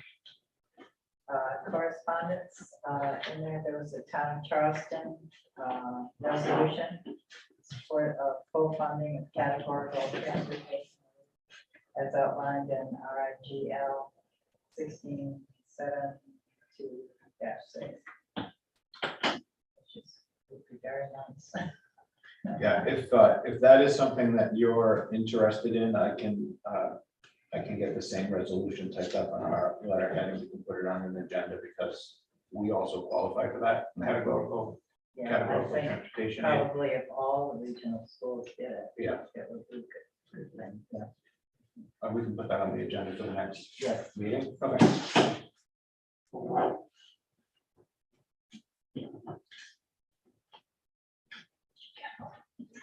They made all those promises in the beginning. We did. That was it. Then we have monthly subcommittee support, reports, the policy subcommittee. Nothing new. Think we did anything. Building committee. And technology. Haven't met. Oh, good. The next was the National Kid Win. Yeah, it's really exciting. So we have with us some of our students and their parents, I've noticed. And We travel as a big crew. and this is the teacher, Amy Bajoni. She is the teacher of the students, and I know we've had some success with this competition, so I know you'll tell us a little bit about it, and then she will be the person organizing the trip, but it's an incredible, awesome opportunity for our kids to compete at a national level. And you will be able to see the excitement in Amy's face as soon as she starts to speak. And some of their faces as well, I'm sure you can probably tell. So we're really excited to be here today with the exciting news that we have been invited to the National Kid Wind Turbine Competition down in San Antonio, Texas. So part of this invitation comes from the success of last year's team. Because they did so very well, they kind of looked and said, they're probably going to do that well this year. And the reason why I say that is because our state competition is on Saturday, May 7th. So with the Saturday, May 7th competition and then the San Antonio competition 1 week later, they placed that invitation a little early to us to, I was gonna say, give us a chance to plan and get there. It was completely out of the blue, completely unexpected. But this team of, here we have young men tonight. We do have two young ladies on the team as well. and some additional students who couldn't make it to San Antonio if given the opportunity. They have been working so extremely hard on applying all of their engineering and environmental skills and techniques to be successful in this competition. I could say Nick has been on the team for 2 years now. Everyone else, this is their rookie year. But even last year, they were able to actually troubleshoot some of the software coming out of University of Pennsylvania. They're doing it again this year. They just found a glitch just 2 days ago. So they're working with college professors. We are working with engineers from CCRI. We have a lot of business connections. Not to mention that Rhode Island in general has the only offshore wind farm off Block Island. We have just recently been awarded the first and only CTE in offshore wind energy, not only in the state. And that is because of Amy. She wrote the whole thing. So we give her credit for that as well. So this is a big opportunity, not only for these students, but for this program and for our school to be right off the bat, like put on the map for offshore wind energy, the environmental aspects, the pre-engineering and technology piece that we're doing. They're doing amazing things, and this is only an opportunity for them to really shine on that. So we're really hoping that we get that opportunity. And I know that Amy put together a pretty comprehensive packet with information. I know one of the questions is about funding. Much of the funding we identified through the science department because there were certain things that were budgeted that we are able to not spend this year as a result of some of the improvements that are happening in the science labs now that the bond was taken care of, right? So there's some money that's identified that we can shift. We also had budgeted some money in a field trip line. I used some of that to support the last national trip that you all approved. I did save some. I didn't know why I saved it, but now I do. So we can utilize some of that funding as well. So even if there is some fundraising that's necessary, it is a really small amount, to supplement what we have that's already available. So just some peace of mind that it's pretty much almost all paid for already. Does anybody have any questions about anything? I know that at least one of the students has prepared a little something. I don't know if you have time on your agenda. Yes, please. Jesse, if you would, outshines us all tonight. Hope everybody's doing good, and a lot of what I'm about to say is reinforcing what Mrs. Amy Biagioni has been saying, but I would like to have this little speech for you all. So, good evening, Superintendent Aronakis and members of our district's board. If I may humbly introduce myself, my name is Jesse Rosito, and I am currently a sophomore in the senior high. As another good school year comes to a close, a majority of us can concur that the PLT sessions for final period at the high school has been an overall success. Many students have taken interest in activities, including writing, engineering skills, arts and crafts, exercise, all wonderful options organized by the high school staff to help explore students' creativity and interests. In particular, one of these sessions that has been running all year is the wind turbines, put together by Mrs. Amy Biagioni, one of our most inspiring teachers in the Department of Science. Let me just say that for the past 7 months, I have been working with some of the most intellectual and creative young student engineers our school really has to offer. We have been working nonstop to prepare for the local state competition scheduled for May 7th at New England Tech in East Greenwich. But now I am proud to say that the hard work of our students at EWG has been indeed recognized at the national level. So we have invites, of course, to compete in San Antonio, Texas in May. I truly believe that this is a wonderful opportunity for the wind turbine team to demonstrate our determination and our academic strength. our school district would achieve great standing and recognition as a competitor amongst the best schools across our nation. And so we thank you for your consideration, and we really hope for a bright future for our Windsor Line team.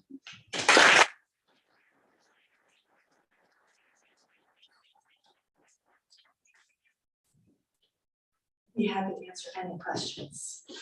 Just sounds absolutely wonderful. Yeah. We think it's gonna be a wonderful opportunity, just the ability to showcase what we've been doing, to take two teams and the learning that's gonna be there with the partnerships with other schools, as well as the Clean Energy Summit is also happening at the same time, and they close that just for the turbine kids to go through and meet with the professionals, and it's got a lot to offer. It's got a real lot to I offer. think this will be something that the kids will remember forever. I hope so. I hope so. I I think will it's remember wonderful. all of their efforts forever, I can tell you that. And possibly they might be meeting people that they'll be working with in the future. Exactly, yes. Yeah.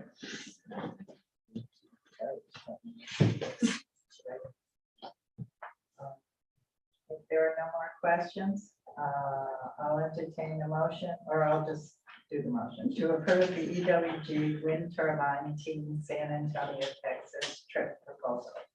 I'll second. All those in favor? Aye. So go. Great. Good luck.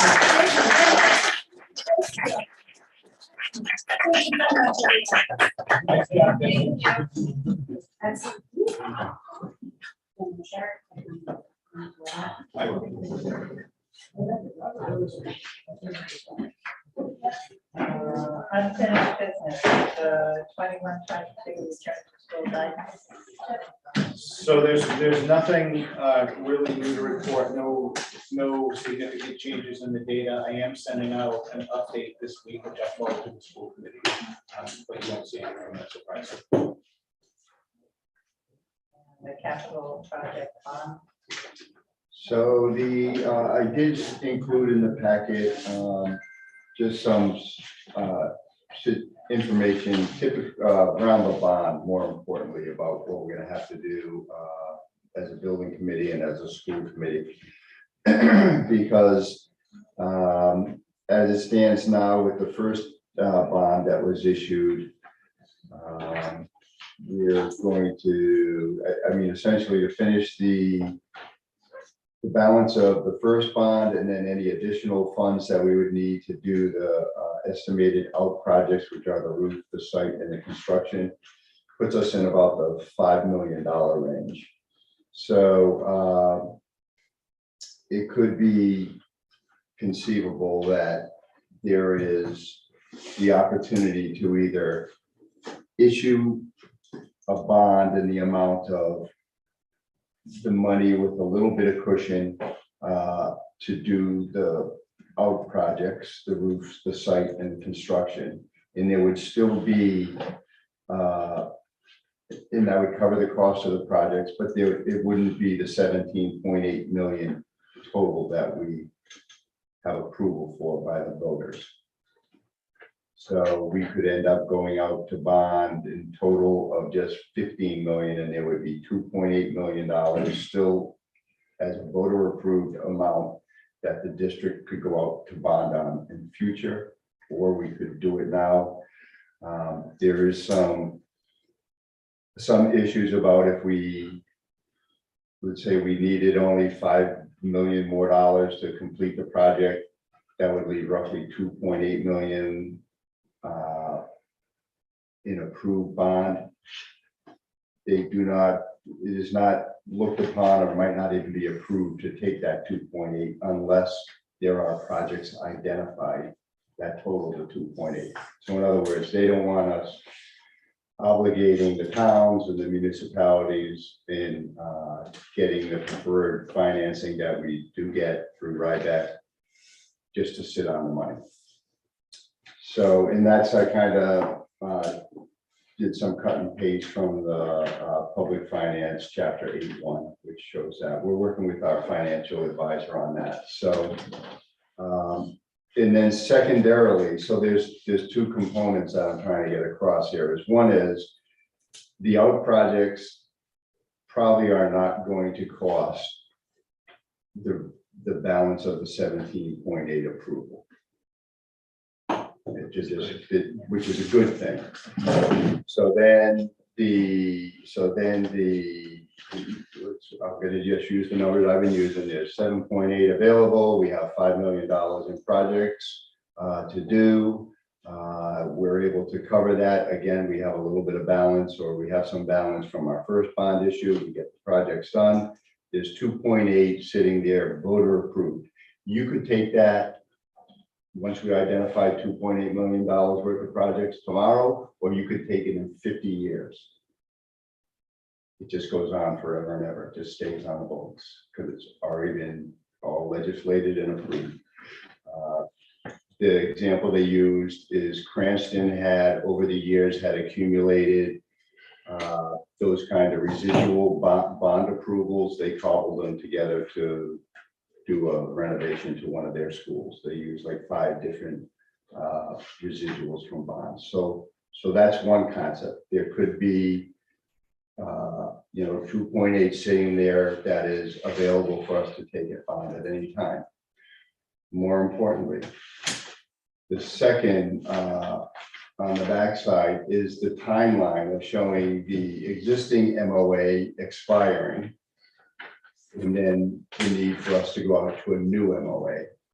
So when we complete the roof, the site, and the general construction, that will complete all of the projects that we had submitted for the $17.8 million worth of projects. When those are complete, which should be by the close of, by 7/1/2023 at the latest, then that means, or 6/30/22, 6/30/23 at the latest, excuse me. Then on 7/1/23, we would have no MOA for the 23/24 school year. And that again is on the back page here. So we would need to begin to create our next MOA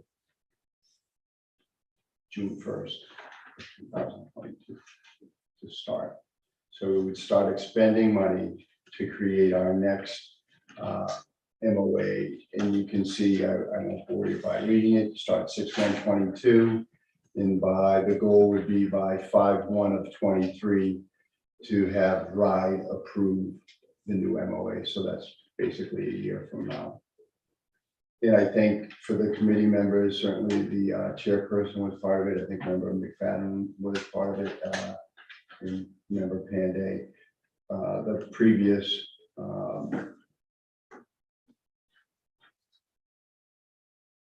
MOA that we had where we self-funded for $2.7 million. And I think that's the model we would go under. I think we're going to have enough left over in capital reserves and in unspent and available approved bond money that the committee can make a decision to self-fund. And then the breaking ground just shows the sequence of events to get there. So it's all positive news, but it all means that there are things that have to start happening, in a relatively short few weeks to get begin another stage 1 and 2 application to RIDE. We've spoken multiple times to just make sure that we are on the right track. There is going to be no forgiveness of saying, well, we just want to add projects to the 17.8 million. They're not going to allow us to do that. What they will allow and what will help us is using the Jacobs report, which to me seems a little stale at this time, but using the Jacobs report will help us through that. We have had conversations about different projects, including the PA systems for safety at some elementary schools. There are definitely projects that we will get on the next bucket. I would add, Member McFadden brought up earlier, a early childhood program, federally authorized pass through to the state for reimbursement requires a cafeteria on site. This place doesn't have a cafeteria. So that would be something that the committee has to look at. That is an investment in infrastructure and in the facility. The question was, where do they have PE? We're in the PE room. This is the gymnasium. So, if we go to full day and we want to ramp it up, there are different things. And I don't, we did start out 2 years ago at $95 million worth of improvements to the district. And then we got to 70, and then we got to 50, and we settled on 17.8. There was $6.9 million worth of work in this building in the original report. So it's not like we don't think of those things. There is an economic reality that we all face, and I think we leverage every ounce of, every we can with that.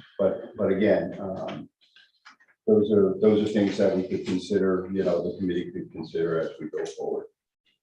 So we'll be looking for probably either a continuation of the existing building committee, or reconstitution of new members. I know that there's been some movement on there. I think there are 2 members who really do not participate. It's not a disparage their efforts. I just think, that the communities have to address those two positions to have a viable board.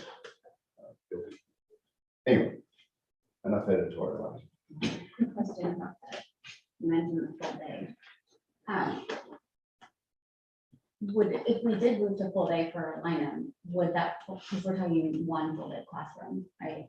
Could that classroom be offered at Walden for full day? So we have had some preliminary conversations. If we move in that direction sooner rather than later, it would be one classroom to start. And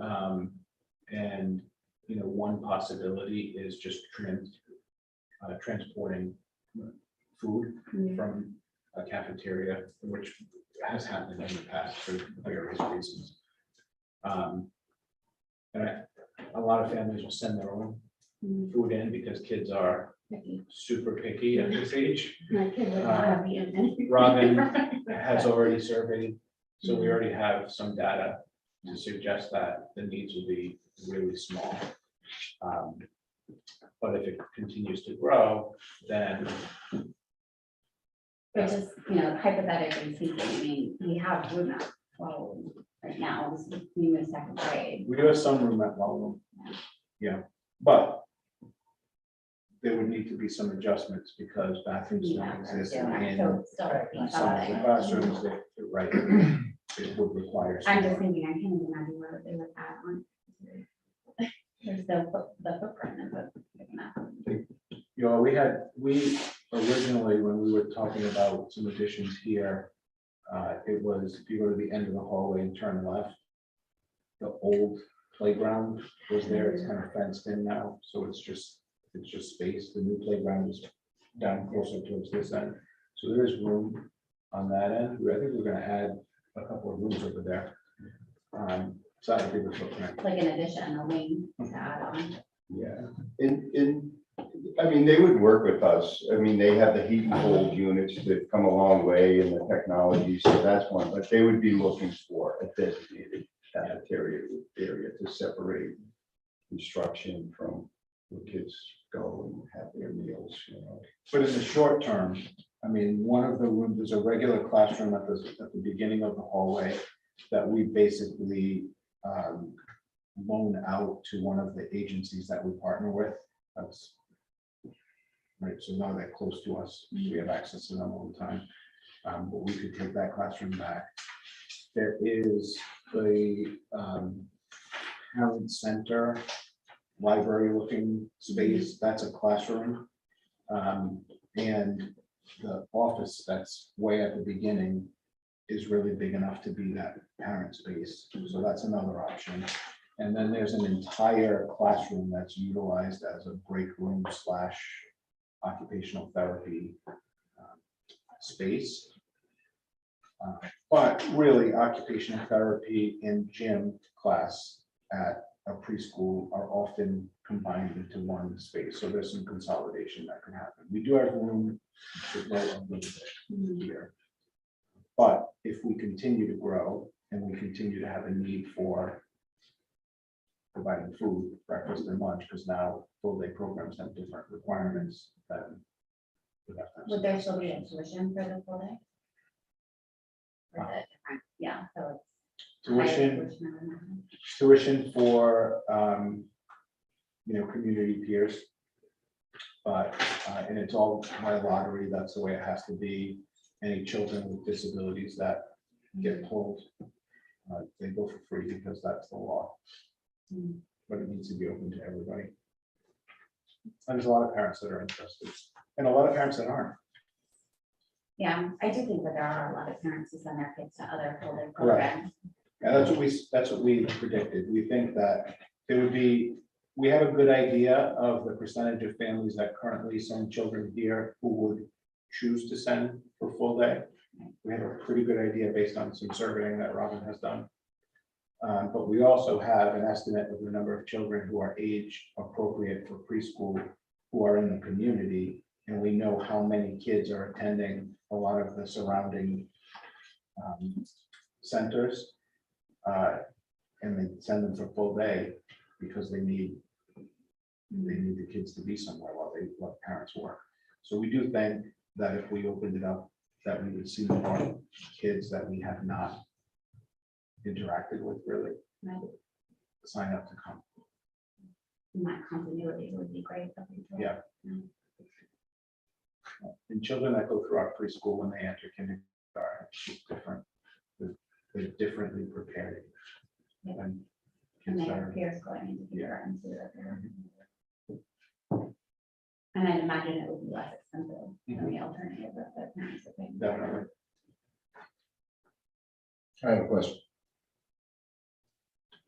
Madam Chair. Yes. Bob, on this piece of paper, 5/4/2021, I'm a little confused with estimates of finished versus issued regarding the HVAC bid award. Is estimated to be $4,225,050. Estimated finish is $4,382,440. The delta is $158,425 plus the engineering underneath it, right? I assume that's engineering requirements, tornado, turner downs, and their numbers. I guess I'm a little confused as to whether, reflecting on a question I had before, maybe you misunderstood my question. In other words, when I said we were on track for our estimates, I thought we were on track dollar-wise. So maybe you could explain to me that delta of $158,425, or your misunderstanding of my question when I asked you in the last meeting whether you're on track to meet, or were there any overages or anything like that? So is this not an overage, and it's not, what is it? So if you look at the column labeled issued. Yep. Starting at the very top, 8/10/21. Yeah. They issued $10.4 million worth of bonds. The par amount was 8.9 million. We got a premium paid on those of 1.4 million. The delivery expense, so the cost of issuance, the underwriter's discount, the arrival fee, those are shown as negatives, totaling 174,000. So the net issue was 10.2 million. Yep. So that's where you go all the way to your right to see the 10.2. Starting 5/4/21 with the HVAC bid, 4.2 million. The estimate to finish. So the bid was 4.2 million. That was the bid that they bid. The estimate to finish that, because we've added some additional change orders, is 4.3 million. So the balance, 10.2 million issued, minus the 4.3, goes to 5.8 for the balance. Then you take Torado, Turner, Downs, again, you see the negatives impacting it. Then you see the roof estimates. Yep. And the estimate to finish, they're equal right now because that estimate to finish won't change, or these numbers won't change until we actually bid. Yeah. So you can just see how it just starts, continues to follow all the way down to the bottom, where you'd have to issue the outstanding debt based on everything, not debt, but the obligation to pay would be roughly, would have to go to bond for about $5 million. So if we issued, you know, again, using round numbers, $10 million, and we need $5 million, that's $15 million, which leaves 2.8 of the authorized still available. So from a bond perspective, right? You felt that we were financially sound, but I guess my question was more along the lines of contract award and work being done. So from a bond perspective, you're correct. Financially, we're in a better place than we estimated to be. But from the actual award of the HVAC work that was being done with this stage of the bonds that were issued, we actually had $158,000 in terms of new work associated with HVAC, right? Correct, but overall, the bid issued the 4.2 million and the estimate to finish 4.3 million is still well under our budget. No, I understand. No, there's just a miscommunication between my question and your answer, and I want to make sure I understood. When I asked the question, we're right on. And you said, yep, we're right on. In terms of bond or financially, you know, we're in a better place than our initial estimates are, which are good. But as far as the actual work being done, we're actually a little higher than that. And that's, I thought, what I was reflecting on the content of my question. So thank you for that clarification. Yep, I'm done. Does this roof estimate include the estimate for the metal? No, the alternate is we're going to receive the cost estimate. In fact, we received them today, and it did. I want to say the roof estimate came in at the round number is about $1.5 million more than the asphalt, but that is still. That's a little bit of a moving target because of some of the work that they're looking at to see actually what is underneath that Metcalf roof, which, you know, we'll be talking about that extensively tomorrow night. But you know, I think overall I think we're going to be in really good shape, budget to actual, and I think the budget to bond issue puts the committee in good shape also. It's all good. That's 50-year asphalt, right? Yeah. So, I'm sorry, you had another question? No, I just was gonna ask if anyone else had another question. So I just want to reflect on the $2.8 million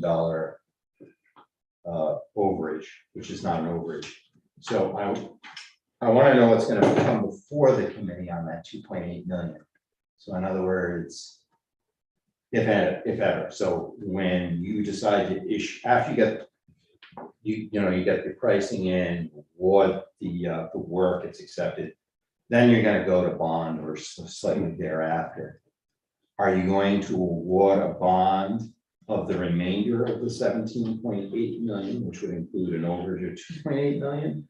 Or are you going to ask for a bond that reflects the balance of the work that the voters authorized? So that the way those gears mesh is it's our financial advisor on the bond issue, which is PFM, Steve Masperoni. We'll work with our bond counsel, which is Locke Lord, who will work with the RIDE SBA, School Business Authority, and RIDEC to say, you've got, in round numbers, you have a need for $5 million. You have available 7.8. we're only going to allow you to take the 5. We're not going to allow you to sit on $2.8 million worth of money without identified projects.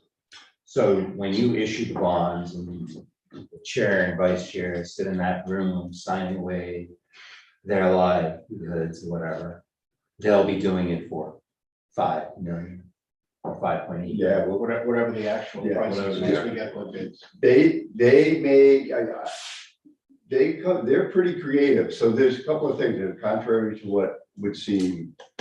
They may say, you're so close to your new MOA. Yeah. Tell us how much you're gonna spend. Well, we think we're gonna spend $2.8 million. We're gonna self-fund. Then just issue everything now and save yourself. I get And that. save yourself. But you gotta make the The school money. committee aware Yeah. of what Yeah, direction absolutely. prior to the sign. Oh, absolutely. Yeah, that's gonna happen. Since you've mentioned that, I don't even think we brought that before the committee the last time, only because, you know, it was a large amount. I think we were confident we we're gonna spend everything, so we did. I just wanna make sure that when the chair and vice chairs sign away their names, that the school committee prior to that knows what's going on. Financially, what you're borrowing. That's it. Since you brought this matter up. Okay. Yeah, it might be less than that anyway, because if you go with the metaverse. Yeah, right. Yeah, I mean, there is that option to go with the alternates. It lasts a long time. If there are no more questions, important dates and meetings, Tuesday, May 10th, first committee meeting, junior high presentation, usual place, and Tuesday, May 24th, school committee meeting. Just add one. Oh, yeah. So just a reminder that graduation is on June 11th in the early afternoon. I think it's at 1 o'clock.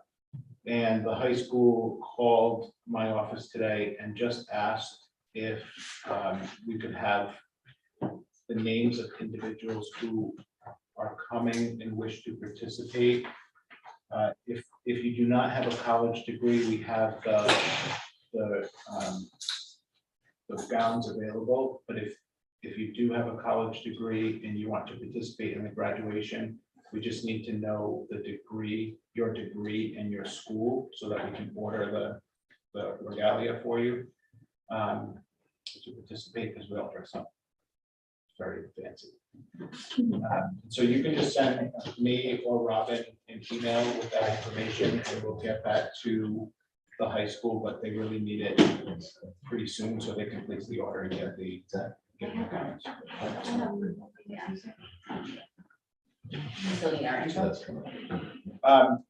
So if you plan on coming, I can tell her that you're coming and participating and that you have your own.